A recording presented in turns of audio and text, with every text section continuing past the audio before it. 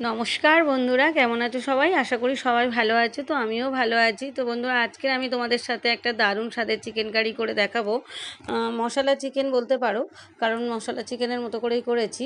তবে পুরোটা আবার মশলা চিকেন নয়, তো কিছুটা মশলা চিকেনের মতোই করেছি। তো দেখো কী কী লাগছে। কাঁচা মানে টমেটো লাগছে, পেঁয়াজ লাগছে, আদা বাটা, রসুন বাটা, তারপর একটু জিরে গুঁড়ো, একটু ধনিয়া গুঁড়ো, একটু মানে শুকনো লঙ্কার গুঁড়ো, একটু হলুদ গুঁড়ো, সর্ষের তেল, এগুলো সব লাগছে, যা যা লাগে আর কি একটা চিকেন করতে গেলে। আর এই যে শুকনো লঙ্কার গুঁড়োও দেবো। আর দেখো, এই যে সর্ষের তেলেই কিন্তু রান্নাটা করব। তোমরা চাইলে সাদা তেলেও করতে পারো, তবে সর্ষের তেলে করলে কিন্তু এই রান্নাটা বেশি সুন্দর খেতে হয়, স্বাদ হয়। এই যে মানে পেঁয়াজটাকে দেখো আমি ঝিরিঝিরি করে কেটে নিয়েছি, টমেটোটাকে ডুমো ডুমো করে কেটে নিয়েছি, আর এই যে আদাটাকে আমি বেটে নিয়েছি, আর এই যে কাঁচা লঙ্কা আর রসুনটা আমি একসাথে মিক্সিতে পেস্ট করে নিই, যেটা কসুরি মেথি একটু সামান্য একটু আমি এর মধ্যে দেবো। আর এবার দেখো জিরে গুঁড়ো, হলুদ গুঁড়ো, ধনিয়া গুঁড়ো, আর এগুলো লাগছে শুকনো লঙ্কার গুঁড়ো। আলুটাকে ডুমো ডুমো করে কেটে নিয়েছি, আলুটা তোমরা স্কিপ করতে পারো। আলুটা আমি দিয়েছি, আমার দুই মেয়ে ভালোবাসে চিকেনে একটু আলু খেতে, ওরা পছন্দ করে। আলু ছাড়াও করলে এটা সবথেকে সুন্দর হয়, কিন্তু ওরা ভালোবাসে বলেই আমি আলুটা দিয়েছি। তোমরা আলুটা নাও দিতে পারো, কারণ মশলা চিকেনে আলু দেয় না, তো আমি একটু দিয়েছি ওদের জন্যে। তো আলুটা দেখো আমি হলুদ গুঁড়ো দিয়ে একটু ভেজে নেব। আলুটাকে ভেজে নিয়ে তারপর আমি তুলে নেব। তারপর এই কড়াইতে আমি একে একে মশলাগুলো দিতে থাকবো। তো বন্ধুরা, তোমরা দেখতে থাকো রান্নাটা। এই মশলা চিকেনটা কিন্তু দুর্দান্ত খেতে লাগে, দুর্দান্ত খেতে লাগে। তো তোমরা দেখতে থাকো। প্রথমে তেলের মধ্যে আমি গোটা গরম মশলা দিলাম, আর দুটো তেজপাতা মাঝখান থেকে ছিঁড়ে দিয়ে দিলাম। গোটা গরম মশলার মধ্যে হচ্ছে 4-5টা মতো এলাচ ছিল, আর একটু লবঙ্গ ছিল, আর একটু দারচিনি স্টিক ছিল। তো সেইটা দিয়ে আর তেজপাতা দিয়ে আমি ওটাকে প্রথমে ভেজে নিলাম। প্রথমে ওটাকে ভেজে নিয়ে তারপর আমি পেঁয়াজ কুচিটা, যেটা ঝিরিঝিরি করে পেঁয়াজটাকে কেটে রেখেছিলাম, সেটা আমি এর মধ্যে দিয়ে দিলাম। তো দিয়ে ভালো করে কিন্তু আমি পেঁয়াজটাকে ভাজা ভাজা মতো করে নেব। বেশ পেঁয়াজটা যতক্ষণ মানে একটু নরম নরম মতো হয়ে যাবে, তখনই আমি এর মধ্যে রসুন বাটা, মানে রসুনটা আর কাঁচা লঙ্কাটা আমি একসাথে বেটে রেখেছিলাম, তো সেই পেস্টটা আমি এর মধ্যে দিয়ে দেবো।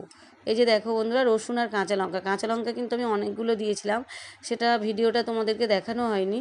তো কাঁচা লঙ্কা কিন্তু আমি বেশ 6টা 7টা মতো দিয়েছিলাম, বড় বড় কাঁচা লঙ্কা। আর রসুনটা একসাথে পেস্ট করে এর সাথে আমি দিয়ে দিলাম, দিয়ে ভালো করে মশলাটাকে আমি কষিয়ে নেব। এবার তারপরে এর মধ্যে আমি দেব আদা আর একটুখানি পেঁয়াজ। আমি একটুখানি মানে আদার টুকরো আর একটু পেঁয়াজ কুচি আমি একটু পেস্ট করে নিয়েছিলাম, তো সেটাও আমি এর মধ্যে দিয়ে দিলাম। তো দিয়ে ভালো করে এবার মশলাটাকে আমি কিছুক্ষণ ধরে কষিয়ে নেব।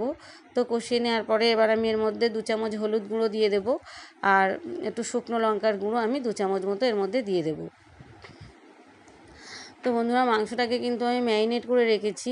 মাংসটা ম্যারিনেট করার প্রথমেই ওটা মানে খুব স্পিডে আমি দেখিয়েছি, ওটা ভালো করে দেখানো হয়নি।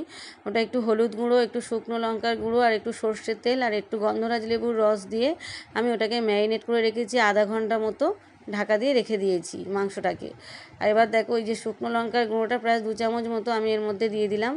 দিয়ে ভালো করে আমি মশলাটাকে বেশ কিছুক্ষণ সময় নিয়ে কিন্তু কষিয়ে নেব। মশলাটাকে কষিয়ে নিয়ে তারপর আমি ম্যারিনেট করা মাংসটা এর মধ্যে অ্যাড করে দেব। তো বন্ধুরা, এই রান্নাটা কিন্তু দারুণ খেতে লাগে। যতক্ষণ ধরে তোমরা মানে কষাতে পারবে, যতক্ষণ না তেলটা ছেড়ে ওপরে উঠে আসে, ততক্ষণ কিন্তু কষিয়ে মানে যেতে হবে। এবারে শুকনো লঙ্কার গুঁড়ো দেওয়ার পরে কিছুক্ষণ কষিয়ে নেওয়ার পরে আমি 1 চামচ মতো জিরের গুঁড়ো দিলাম।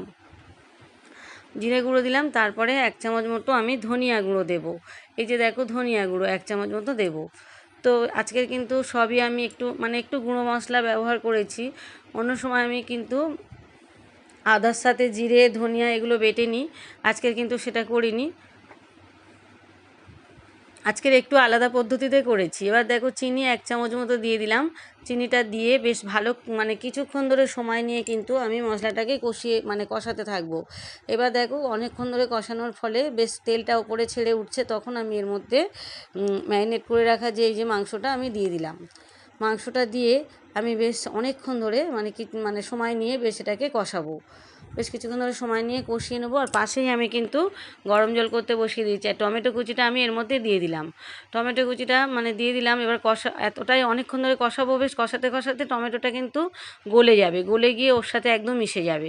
আর দেখো, আলুটাকে আমি ভেজে রেখে দিয়েছি হলুদ গুঁড়ো দিয়ে।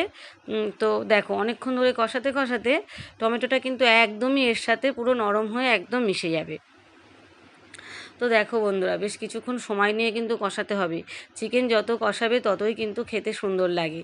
তো দেখো এই যে অনেকক্ষণ ধরে সময় নিয়ে আমি কষিয়ে নিলাম, দেখো তেলটা ছেড়ে ওপরে উঠে আসছে। ততক্ষণ ধরে কষাতে কষাতে দেখো তেল যখনই ওপরে উঠে আসবে তখন বুঝতে পারবে যে কষানো হয়ে গিয়েছে। আর পাশেই গরম জল দিয়ে দিয়েছি। জলটা তোমরা যে যার পরিমাণ মতো দেবে। জলটা যদি কেউ একটু মানে মাখো মাখো খাও, জলটা আরেকটু কম দেবে। আর যদি মনে করো একটু ঝোল ঝোল খাবে, তাহলে জলের পরিমাণটা সেটা বুঝে শুনে দিতে হবে। তো আমি একটু সামান্য ঝোল ঝোল খাবো, যেহেতু দুপুরের দিকে তো একটু ঝোল ঝোল খাবো, ভাত দিয়ে খাওয়ার ব্যাপার আছে। তো এই যে কিছুক্ষণ জলের মধ্যে মানে যে জলটা ফুটছিল সেই জলের মধ্যে আমি এই চিকেনটাকে দিয়ে দিলাম, আর আলুটাকেও আমি দিয়ে দিলাম। তো দেখো বন্ধুরা, এইবারে একটু ঝোল লাগছে, কিন্তু কিছুক্ষণ ফোটানোর পরে ঝোলটা কিন্তু অনেকটাই মরে গিয়ে একটু কিন্তু মানে গ্রেভি মতো থাকবে, একটু মাখা মাখা মতো হয়ে যাবে। দেখো বন্ধুরা, লবণটা কিন্তু পরিমাণ মতো দিয়ে দিলাম আমি। লবণটা পরিমাণ মতো দিয়ে এবার আমি এটাকে একটু ঢেকে রাখবো, কারণ আলুটা সেদ্ধ হওয়ার ব্যাপার আছে, আলু চিকেন দুটোই সেদ্ধ হওয়ার ব্যাপার আছে। তো এই যে আমি ঢাকা দিয়ে দিলাম। তো এটা সিদ্ধ হতে একটু টাইম লাগবে, কারণ আলুটা আমি একটু বড় বড় ডুমো ডুমো করে কেটেছিলাম। তো দেখো বন্ধুরা, লবণটা পরিমাণ মতো তো দিয়ে দিলাম।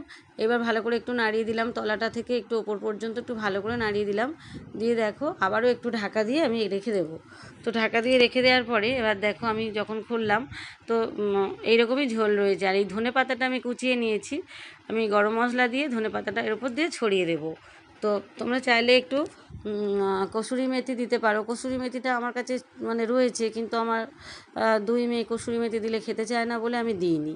কসুরি মেথি কিন্তু এর উপর দিয়ে একটু ছড়িয়ে দিতে পারো। তো দেখো বন্ধুরা, এবার আমি ওই গরম মানে ধনে পাতাটা এর মধ্যে দিয়ে দেবো।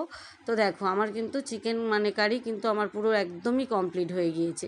তো এবার আমি একটু গরম মশলার গুঁড়ো একটু মানে এর মধ্যে ছড়িয়ে দিলাম, দিয়ে এবার ওভেনটাকে আমি কিন্তু বন্ধ করে দেবো। আর গ্রেভিটা কিন্তু আমি এরকমই রাখবো। দেখো বন্ধুরা, দুপুরে যেহেতু ভাত খাওয়ার ব্যাপার আছে, রবিবারের দিন ভাত খাওয়ার ব্যাপার আছে দুপুরে, তো আমি একেবারেই কিন্তু ঝোলটা মেরে মানে কষা কষা করবো না, কারণ একেবারে কষা কষা করলে সেটা রুটির সাথে বা লুচির সাথে খেতে ভালো লাগবে, কিন্তু ভাতের সাথে একটু ঝোল ঝোল না হলে কিন্তু ভালো লাগে না।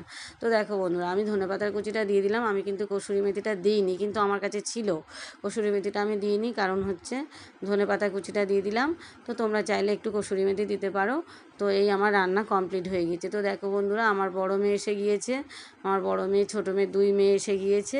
এবার আমি ওদেরকে ভাত খেতে দেবো। তো দেখো রান্না পুরো আমার রেডি। তো দেখো দেখতে কেমন হয়েছে, দেখো দারুণ দেখতে হয়েছে আর দারুণ খেতে হয়েছে।